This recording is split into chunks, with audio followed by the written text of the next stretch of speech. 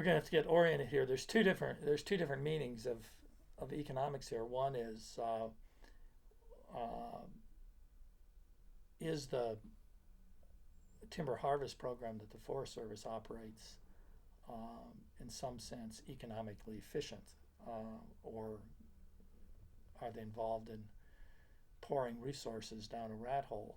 Uh, the other part of the economic concern is what's the importance of that timber harvest program to people living adjacent to the forest where the harvest is taking place. So we have to decide which aspect of the economics we're focused on, the efficiency side or local economic impact side. Well, I think that's one of the more startling aspects for most of the inland west, which means uh, almost all of Montana, a good part of Idaho, and then all the way down to the Mexican border. The Forest Service has lost money year after year after year. So we have a commodity program that's aimed at providing raw materials to private businesses. So you have a straightforward commercial commodity program that loses money. In that sense, from an economic point of view, it's very inefficient. Uh, if if they can't cover their costs, given the extensive environmental problems associated with the activities, we know that there's terrible losses involved when one totes up all of the costs and compares them to the relatively minimal benefits. The other more important problem from an environmental point of view is that the Forest Service, by dumping timber onto markets at a loss, is depressing the price of wood products. That encourages higher levels of consumption, much higher levels of waste of wood fiber, reduces the incentives for any sort of recycling, so that it's not just a problem that the Treasury, U.S. Treasury, loses money and U.S. taxpayers have to pay higher taxes than they otherwise would. That subsidized increase in the flow of wood fiber into commercial markets actually encourages ongoing waste of what's a very valuable resource. So why do we do it? What's the history? How did it get started, and why do we continue to do this? Well, it started as a part of a conservation movement, strangely enough, in the sense that the American people had watched the forest products industry leapfrog from New England and the Middle Atlantic states to the south, to the Great Lakes region, and then leapfrog across the Great Plains to the Pacific Northwest. And with each step, what the industry tended to do was to harvest everything, just clear cut entire landscapes. I grew up in Wisconsin, where the entire northern part of the state was simply stripped. And then the industry moved on, leaving glacial scoured soils that weren't any good for agriculture. So it left an area in horrible poverty.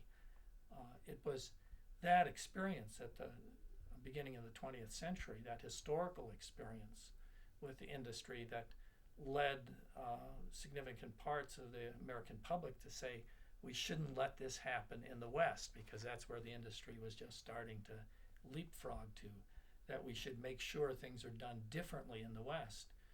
And so instead of turning all of the forested lands over to the private sector and letting the private industry do what it wanted, the federal government kept control of those resources and was going to manage them better than private industry had done.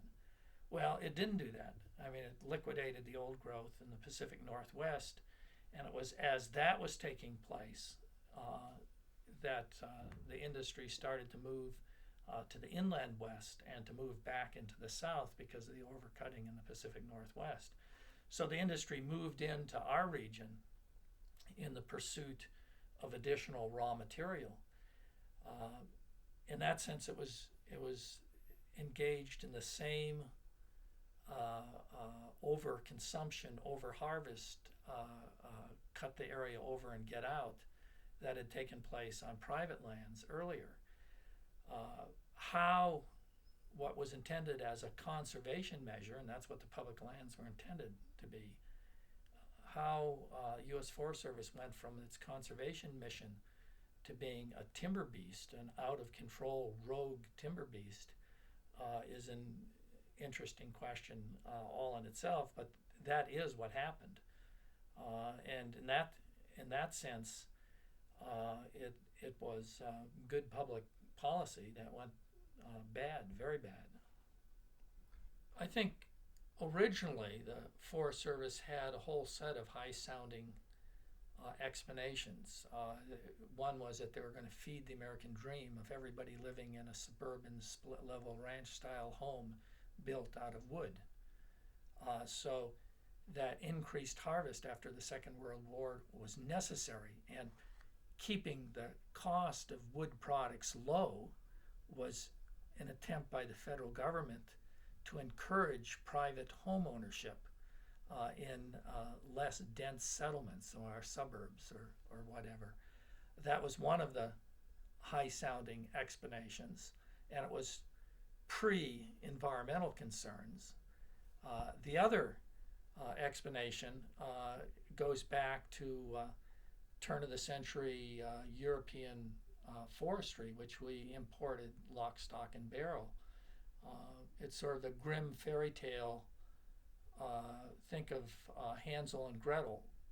Forests were dangerous, evil places where witches dwelled or other marginalized elements, lawless elements of society. And that's what natural forests or wildlands were looked upon as in Europe.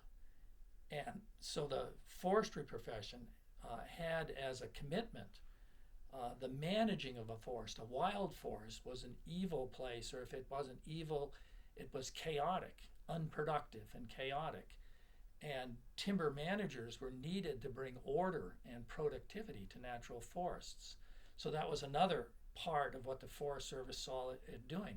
It wanted to bring every single acre, no matter what the cost, under management, which is one of the reasons the Forest Service opposed the Wilderness Act. It saw that as political intervention that would keep it from being able to do its job, which is to bring order and productivity to the forest. Finally, once the Forest Service was in a particular area, it began to argue now that the area was dependent upon the harvest of trees.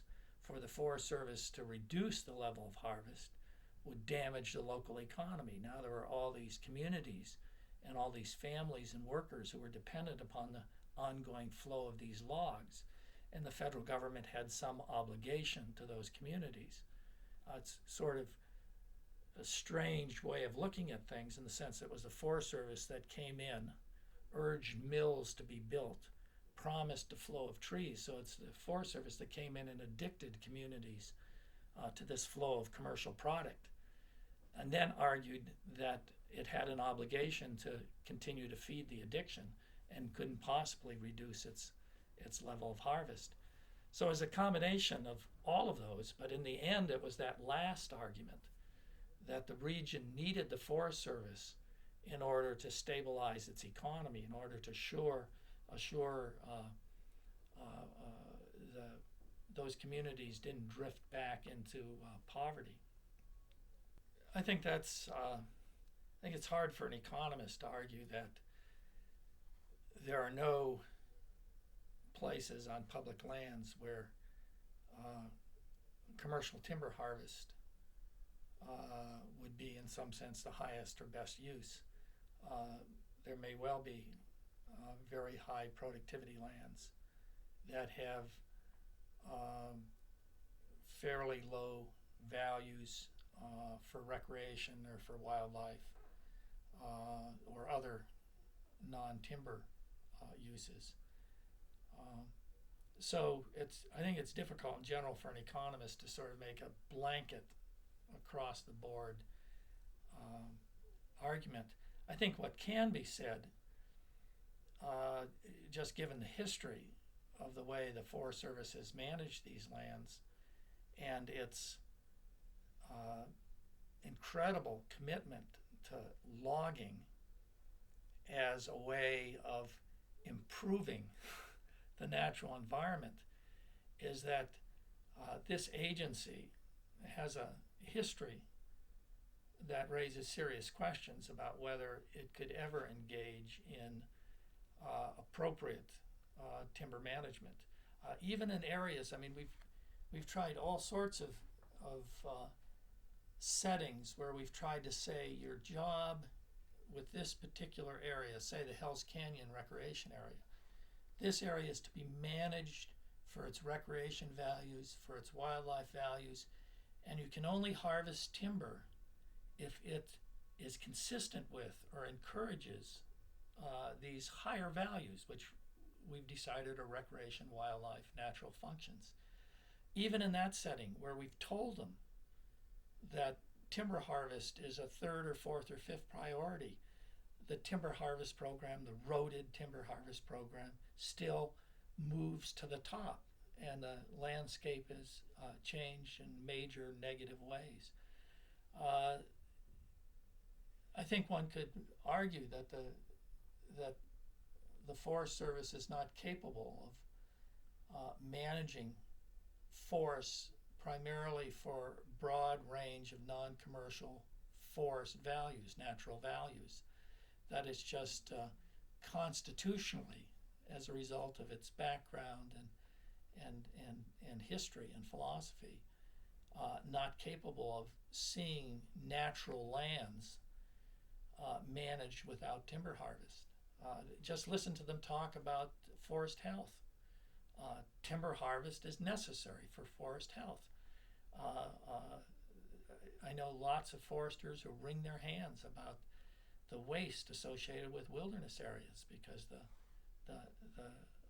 unnaturalness from their point of view. So I think there's, just as there was a very strong case to be made for Congress to intervene in the early 60s to pass a Wilderness Act rather than trusting the Forest Service to protect wildlands, there's a case that can be made to remove these public lands from the management by folks that are primarily timber oriented. And I've, in fact, over the years, tried to argue that the land should simply be transferred to an agency like the Park Service or someone that had a commitment to something other than timber harvest, where timber harvest was not a significant part of their past or present.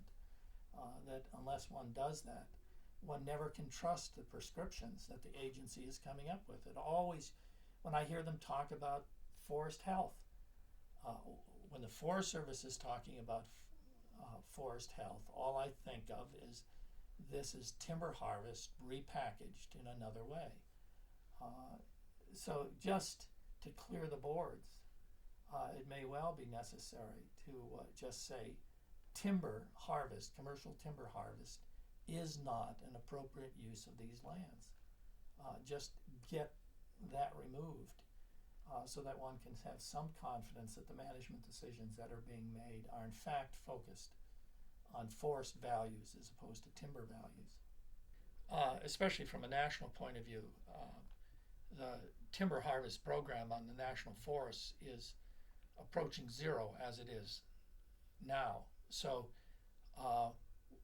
one of the reasons this may be an opportune time to go all the way and stop commercial timber programs entirely is that during the 90s or since the late 80s, the nation has been largely weaned, and regions like western Montana or the Pacific Northwest have been largely weaned from dependence upon federal timber supplies.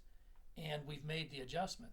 The Pacific Northwest, western Montana, are not in poverty as a result of this. They've made the adjustment to getting along without federal timber harvest. So we sort of digested that change, and to go the next increment, we're down We've lost about 85% of the federal timber harvest compared to where we were in the late 80s. Uh, what's left is if we've digested 85% decline, we can digest the last 15% with very little impact on local communities. Uh, the data has always shown that the vast majority of the economic value associated with our public lands, our forested public lands, is not commercial timber. It's water values, and that was clear when the forest U.S. National Forest System was set up.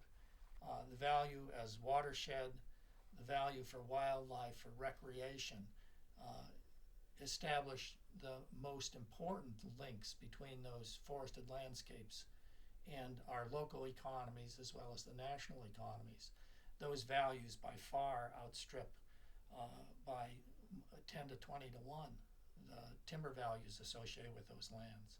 So that if it's necessary in order to protect those other values, to ban management of those lands for commercial timber, what we're doing is protecting 90 to 95% of the economic values at a fairly small sacrifice in terms of the commercial timber values. There's interaction there. That's what makes it difficult to economically to separate them. The wood fiber gets dumped into a national market. When the Forest Service harvest is up, the harvest off of private lands is down. When the harvest off of Forest Service lands is down, the harvest off of private lands goes up. So there's an inevitable economic link there, which leads some people to say that we aren't gaining all that much by constraining the harvest on public lands, because it simply increases the damage that's being done on private lands.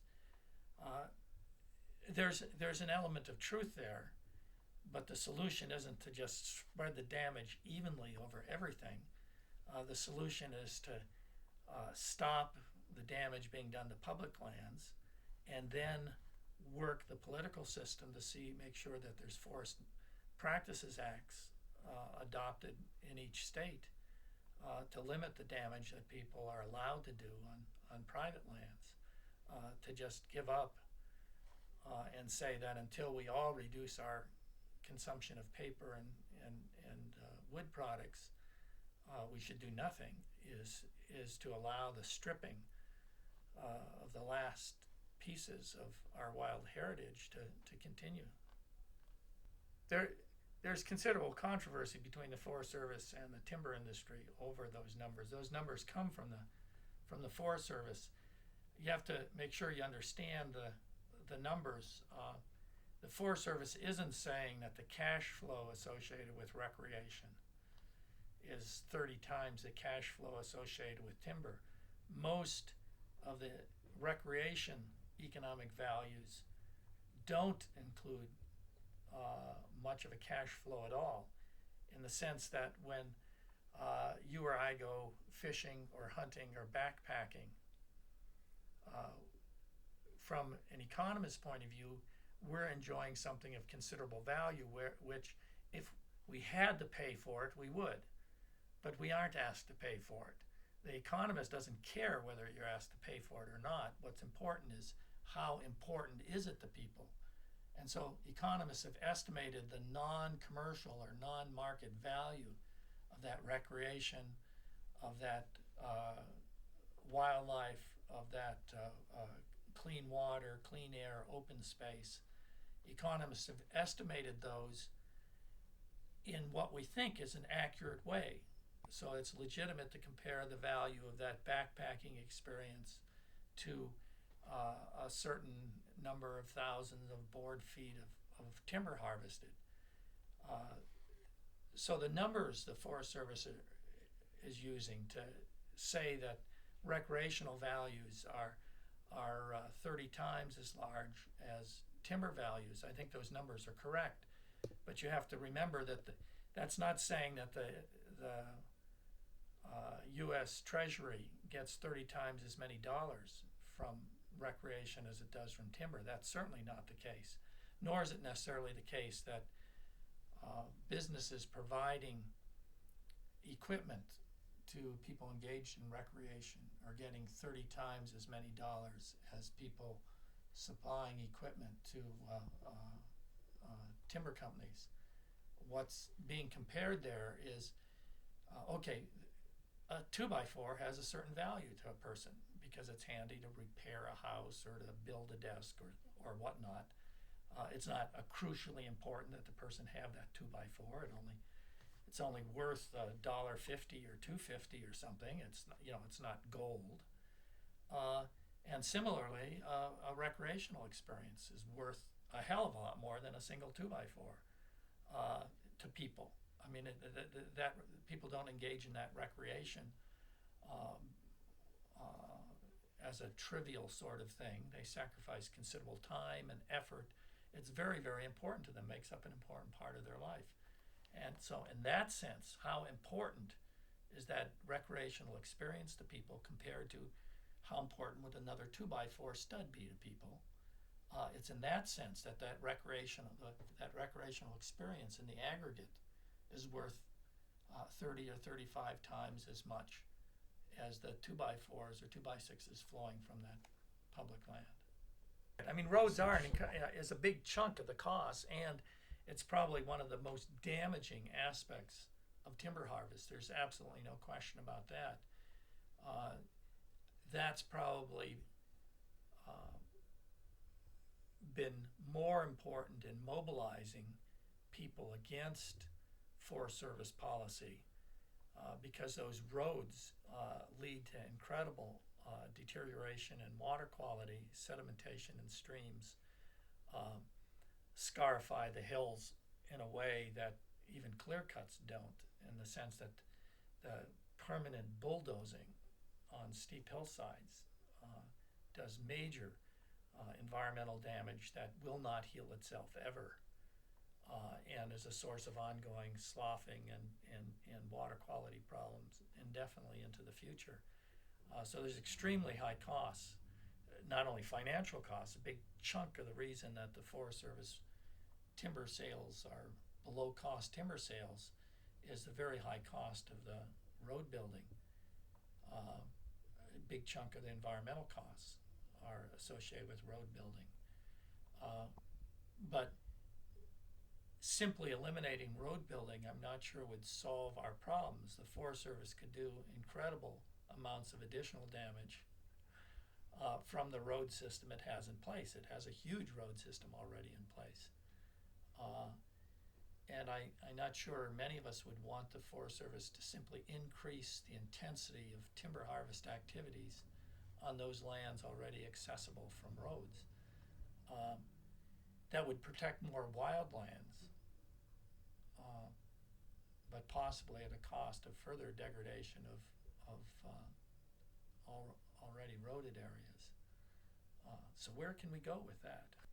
I mean, the roads are a big problem. I mean, that's where the administration's trying to walk the middle ground between cut out the timber harvest program entirely. They're saying, let's just not allow any further roaded development of lands, which attempts to protect all the remaining roadless areas. There aren't any in many places. Right. In some areas, like the Kootenai National Forest up in northwest corner of Montana here, almost everything's roaded.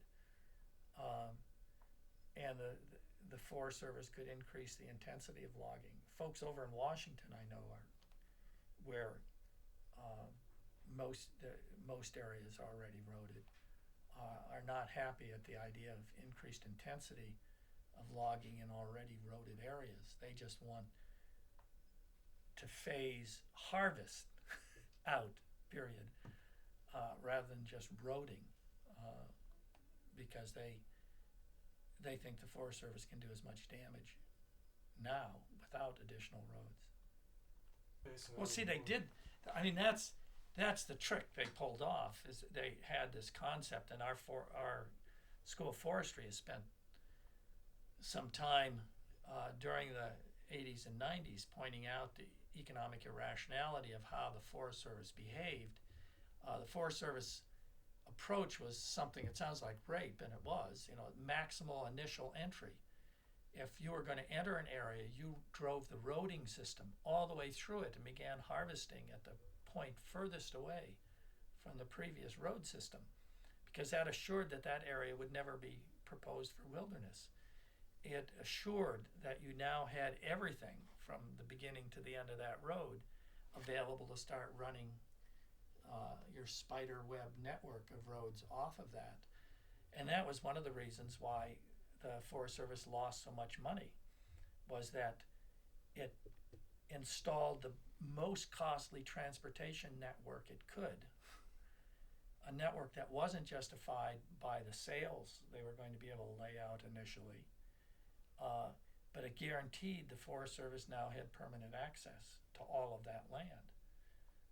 And given that that's what it spent its time in the 80s doing, now halting additional roading will not save much, because the Forest Service saw the building environmental pressure to protect the Northern Rockies Ecosystem Protection Act proposed protecting all remaining roadless areas. They saw the writing on the wall, and so they worked systematically to assure that there would be as little roadless area available once the political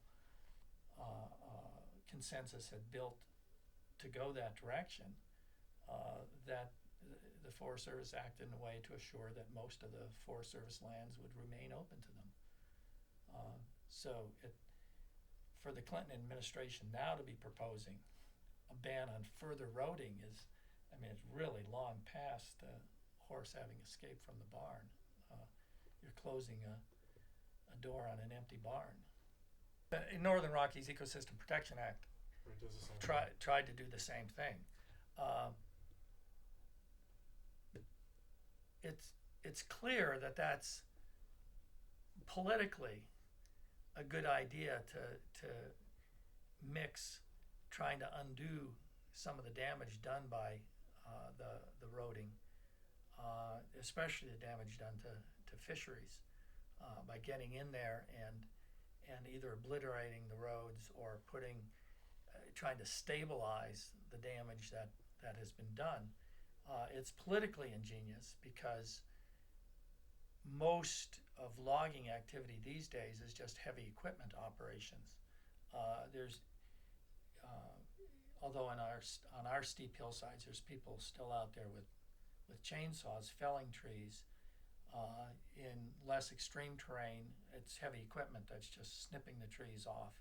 So it's heavy equipment operation, and the same sort of skills, similar equipment will be needed to repair the damage done by past timber harvest, past road building, the siltation of streams, etc.